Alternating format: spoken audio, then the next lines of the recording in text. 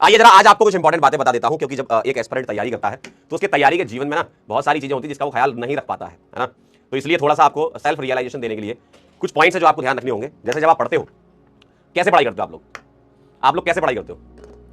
हैं, लेटे लेटे बेड पे लेटे लेटे पढ़ रहे हैं ना, बाहर खिड़की के बाहर देख रहे हैं, बहुत आनंद आ रहा है सर, मौसम भी अब ठंडी की तरफ जा रहा है। तो बेटा जितना भी जो भी मौसम चले, चाहे गर्मी हो चाहे बरसात हो चाहे सर्दी हो, पढ़ने का एक तरीका होता है, ठीक है। और एक स्टूडेंट के जीवन में एक स्टडी टेबल का बहुत बड़ा योगदान होता है, ठीक है। तो भैया लाइब्रेरी में बैठे हो तो बहुत अच्छी बात है ना, ऑलरेडी आप बैठ के पढ़ रहे हो। और अगर घर पे बैठे हो तो भैया बेड में मत बैठो, मेरी आपसे बहुत हाथ जोड़ के रिक्वेस्ट है बेटा, लेटे लेटे मत देखो लेक्चर, ठीक है। उठ जाओ, बैठो, ठीक है। स्टडी टेबल आपके सामने, चेयर, उस पर बैठिए और उसको एक ऑर्गेनाइज करके रखिए, अपनी स्टडी टेबल को ऑर्गेनाइज करके रखिएगा, ठीक है। ऐसा हौच पौच नहीं होना चाहिए कि जब केमिस्ट्री की क्लास चल रही तो फिजिक्स रखी हुई है, फिजिक्स की क्लास चल रही तो केमिस्ट्री रखी हुई है, और बायोलॉजी तो आप लोग बहुत अच्छी है, मैंने सुना है ना। तो भाई साहब स्टडी टेबल पर बैठ के ही पढ़ना है आपको, चाहे आप कितने भी घंटे पढ़े। बस ये है कि थोड़ा थोड़ा मूवमेंट करते रहें, लगातार बहुत देर तक ना बैठे, ठीक है। जैसे आप कोई चीज रिवाइज करें, सपोज आपका लेक्चर हुआ है ना, तो लेक्चर के टाइम पे तो आपको पूरा लेक्चर अटेंड करना ही होता है। इसके बाद जब आप रिवीजन करते हो, सेल्फ स्टडी करते हो, तो उस टाइम पर आप छोटे छोटे स्लॉट्स बना लें, है ना। आप छोटे छोटे स्लॉट्स बना लें, 40 से 45 मिनट के स्लॉट्स बनाएं, ठीक है। 40-45 मिनट के ऐसे स्लॉट्स बना लें आप, ठीक है। जैसे मान लो आप कितने घंटे पढ़ते हो, मेरे ख्याल से अगर आप 2-2 घंटे भी घर पे पढ़ रहे हो, मतलब 6 घंटे की सेल्फ स्टडी कर रहे हो, तो बहुत ज्यादा है सेल्फ स्टडी, है ना। अगर कर रहे हो तो अच्छी बात है, करना चाहिए, पढ़ाई तो अच्छी हो रही है अगर ऐसा है तो। लेकिन अगर आप 1.5 घंटे भी पढ़ाई कर रहे हो, रिवीजन कर रहे हो, उसके बाद क्वेश्चन कर रहे हो, होमवर्क कर रहे हो, और मेरे ख्याल से ऑर्गेनिक केमिस्ट्री में 1.5 घंटे के अंदर आपका काम निपट जाता होगा, ठीक है। फिजिक्स में सवाल सॉल्व करने में टाइम लगता होगा, लेकिन केमिस्ट्री में जल्दी सवाल हो जाते होंगे क्योंकि उसमें सॉल्व करना होता है, ठीक है। तो अगर आप 1.5-2 घंटे भी पढ़ रहे हैं तो छोटे छोटे स्लॉट्स बना करके पढ़े, है ना। और ऐसा भी नहीं कि बहुत ही छोटा स्लॉट बना लिया, सर 10 मिनट पढ़ेंगे और सर आधा घंटा रेस्ट लेंगे हम, बेटा ऐसा बिल्कुल ना करें। भले ही आप लाइब्रेरी में पढ़ रहे हो, 40-45 मिनट पढ़ने के बाद थोड़ा सा ब्रेक लीजिए, 5 मिनट का पानी वानी पीजिए, ठीक है। थोड़ा शांति से बैठिए, ठीक। उस समय फोन मत चलाइए, शांति से बैठिए बस 5 मिनट, ठीक है। 5 मिनट, 5.5 मिनट, 6 मिनट, ज्यादा 7 मिनट, ठीक है। इसके बाद आप वापस आइए, फिर से पढ़िए 40-45 मिनट के स्लॉट में, ऐसे आप स्लॉट बना के पढ़िए, ठीक है। क्योंकि एक दिमाग का कॉन्सेंट्रेशन लेवल होता है, क्लास में तो चलो मैनेज हो जाता है कॉन्सेंट्रेशन लेवल, जिनका नहीं मैनेज हो पा रहा है तो थोड़ा ध्यान रखो, तुमको डॉक्टर बनना है, ठीक है। सबसे टफ एग्जाम की तैयारी कर रहे हो आप, है ना, सिलेक्शन वाइज बात कर रहा हूँ मैं। तो अगर मैं आपके इस एग्जाम की बात करूँ तो इसमें थोड़ी मेहनत लगेगी और वो करनी भी पड़ेगी, और जो बच्चे लास्ट ईयर भी सिलेक्ट हुए आप सुनोगे बहुत सारी मेहनत करके वो यहाँ तक पहुंचे, ठीक है। तो सबसे पहले आपको स्टडी टेबल पर बैठ के पढ़ना है, 40-45 मिनट के स्लॉट के हिसाब से पढ़ाई कीजिएगा। दूसरा भैया अपने पेपर के बारे में जानकारी रखिएगा। पेपर कैसा, जैसे कि आप लोग बस यही सुनते रहते हो कि टफ आया था। एक बार आपने पेपर दिया था ना, उस समय आपको आइडिया लगा था, लेकिन अब जब पढ़ते जा रहे हो, जब चीजें तुम पढ़ते जा रहे हो, उस पढ़ते जाने के साथ साथ आप अब एनालिसिस चालू करो, ठीक है। एक एनालिसिस होता है कि आपने कुछ नहीं पढ़ा, कुछ नहीं आता था, फिर पेपर देखा।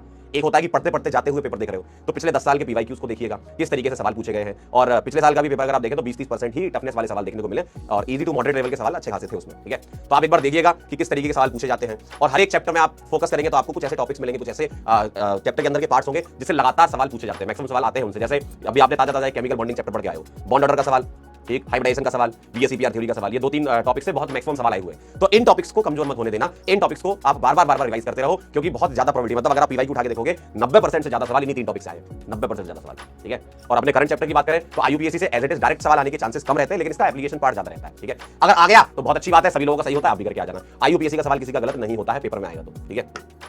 तो इस बात का ध्यान रखिएगा, ठीक है। तो आप पिछले 10 साल के पेपर का एनालिसिस करें, ठीक, और साथ ही साथ इस साल के पेपर को मद्देनजर रखते हुए जेईई मेन के पिछले 2 या 3 साल के पीवाईक्यूज को आप जरूर देखें एक बार कि क्या पूछा जा रहा है वहां पर, क्योंकि वो भी एनसीईआरटी एग्जाम्पलर के सवाल उठा करके दे रहे हैं, एनसीईआरटी एक्साइज के सवाल उठा करके दे रहे हैं, यानी कि वो सवाल आपके लिए ज्यादा रिलेवेंट हो जाते हैं, क्योंकि दोनों की ऑर्गेनाइजेशन सेम ही है जो पेपर बनाती है, ठीक है।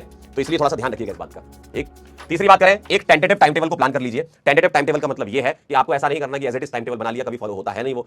आप स्लॉट वाइज पढ़ाई करिए। जैसे मान लीजिए अगर आपकी क्लासेस के बाद की अगर मैं बात करूं, मेरे ख्याल से 3-3:30 बजे तक आप फ्री हो जाते होंगे, ठीक है।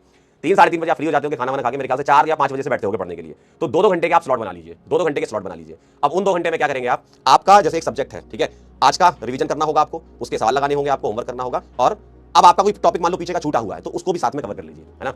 तो 2 घंटे के अंदर ही आपको सारी चीजें निपटानी है। ऐसा नहीं कि 1.5 घंटे खराब कर दिया फिर आधे घंटे सोच रहे कि अब हम रिवाइज कर लें। अगर स्लॉट बनाया है तो प्रॉपर स्लॉट बना करके पढ़िए। अगर कोई सब्जेक्ट आपका बहुत स्ट्रॉन्ग है, जैसे यूजुअली बायोलॉजी आप लोगों का होता है, तो उसको 1.5 घंटा दे दीजिए, बाकी जो आधा घंटा बचा उसको फिजिक्स में लगा दीजिएगा, ठीक है। तो फिजिक्स 2.5 घंटे पढ़ लीजिएगा। तो इस तरीके से थोड़ा मैनेज करिएगा। ये एक्चुअल में कोई टाइम टेबल नहीं है, स्टडी स्लॉट है ना। टाइम टेबल तो वो वाला होता था बचपन में बनाया करते थे, याद है, 5:30 बजे उठना है ना, 5:30 से 6 बजे तक जो है अपने को फ्रेश होता है, ठीक है। तो उसमें बहुत दिक्कत आती है कि अगर किसी दिन नहीं उठ पाए तो हमें खुद ही गिल्ट हो जाता है कि यार आज का टाइम टेबल फॉलो नहीं हो पाया। तो आप ये स्टडी स्लॉट्स बना करके पढ़िए, ठीक है। अच्छा खाना खाइए, सही बात है, हेल्दी फूड तो खाना ही। आपको बीमार हो गए तो दिक्कत हो जाती है, अगर आप 4-5 दिन भी बीमार हो गए तो पीछे छूट जाओगे, बैकलॉग काफी कुछ हो जाएगा, ठीक है। और नींद लीजिएगा। कोई अगर आपसे ये कह रहा है कि कम सोकर ज्यादा आउटपुट निकाल सकते हो, तो भाई साहब ये क्या कर रहे हो, तुम अपने आप से पूछो, अपने आप से सवाल करो कि अगर तुम ये सोच रहे हो कि सर हम तो 4 ही घंटा सोएंगे, तो बाकी का जो 20 घंटा है उसका आउटपुट तुम्हारा 4 घंटे भी नहीं निकलेगा। भाई दिमाग है, दिमाग को रेस्ट की जरूरत है, बॉडी को रेस्ट की जरूरत है ना। तो एक ऑप्टिमम स्लीप अगर देखा जाए तो 6 घंटे मेरे ख्याल से सेल्फ सफिशिएंट होती है। अगर आप 7 घंटे भी सोते हैं ना तो भी कोई पहाड़ नहीं टूट जाएगा, लेकिन नींद लीजिएगा। पावर ऑफ स्लीप बहुत बढ़िया चीज होती है ना, क्योंकि ये आपको फ्रेशनेस देती है। अगर आप मान लो कम सो रहे हैं तो आप जब उठे हैं तो वैसे आलसी बने हुए बैठे हुए हैं, तो तुम पढ़ने के लिए बैठोगे तो तुम कॉन्सेंट्रेट नहीं कर पाओगे। तुमको लग रहा होगा कि अच्छा हमने ज्यादा टाइम निकाल लिया। नींद का टाइम कट करके टाइम नहीं निकालना, जो टाइम वेस्ट कर रहे हो वो वाला टाइम कट करके टाइम निकालना है ना। समय खराब करने वाला टाइम जो बचा सकते हो वो बचाइएगा, ठीक समझ गए। तो 6 घंटे 7 घंटे के आसपास आप सोएंगे तो कोई दिक्कत वाली बात नहीं है, ठीक है। तो थोड़ा सा ध्यान रखिएगा इस बात को। कई मतलब सुनने में लगता है ऐसा, हम तो 3 घंटे सोते हैं, हम तो 4 घंटे सोते हैं, हम तो 2 ही घंटे सोते हैं। क्या है ये? कभी खुद सोच के देखो, 4 घंटे सो करके तुम जो 20 घंटे बचाने की कोशिश में लगे हो ना, वो एक्चुअल में बच नहीं रहे हैं, है ना। बिहाइंड द सीन जो आता है वो बच नहीं रहे तुम्हारा टाइम। तुम वो कॉन्सेंट्रेशन यूज करोगे अपना, क्योंकि आप जिस एग्जाम की तैयारी कर रहे हो उसमें टेम्परामेंट बहुत चाहिए, कॉन्सेंट्रेशन बहुत चाहिए। और इतने प्रेशर में पेपर देने जाओगे, क्योंकि इतने सारे बच्चे पेपर देने जा रहे हैं, तो सोचो तुम्हारी मेंटल स्टेट क्या होगी उस टाइम पे, तुमको कितना प्रेशर फील हो रहा होगा। तो उस समय पर एक हेल्दी बॉडी ही आपका साथ देगी, ठीक है। दिमाग से एकदम क्लीन रहिए, नेगेटिव थॉट्स को हटा दीजिए, किसी से कंपेरिजन मत करिए। अपनी लड़ाई है, अपने को लड़ना है, खुद अपने ऊपर ध्यान दीजिए। कोई क्या कर रहा है क्या नहीं कर रहा है इससे कोई फर्क नहीं पड़ना चाहिए, क्योंकि सबकी अपनी अपनी लड़ाइयां हैं। अगर तुम किसी दूसरे को देख करके दुखी हो रहे हो तो उसके जीवन में भी बहुत दुख है, ठीक है। हमेशा आपको लगता है कि अरे सामने वाला बहुत अच्छा है सामने वाला तो बहुत मेहनत कर रहा है, मैं कैसे करूंगा। आप डिमोटिवेट हो जाते हो लोगों को देख करके और डिमोटिवेट पता क्यों होते हो? जब आप कंपेयर कराते हो। तो कंपेरिजन मत कराओ, अपनी लड़ाई है खुद ही लड़ेंगे, ठीक है। अपने पेस पे चीजों को सीखो।